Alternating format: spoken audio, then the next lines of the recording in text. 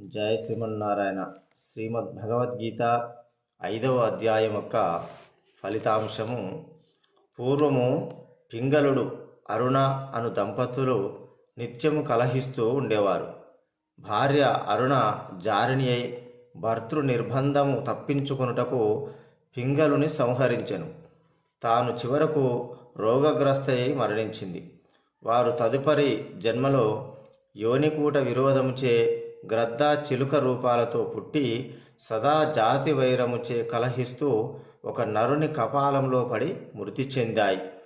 వారిని విష్ణు పార్షదులు వైకుంఠానికి తీసుకొని పోగా వారిరువురు వైష్ణవ భటులను ఈ విధంగా అడిగారు.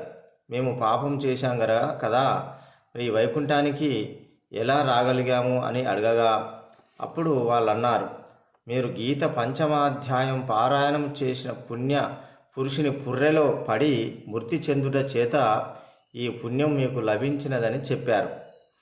ఈ యొక్క 5వ అధ్యాయము ఫలితం వలన పశుపక్షాదులు కూడా తరిస్తాయి అని ఈ యొక్క గీతాశాస్త్రం మనకు తెలియజేసింది.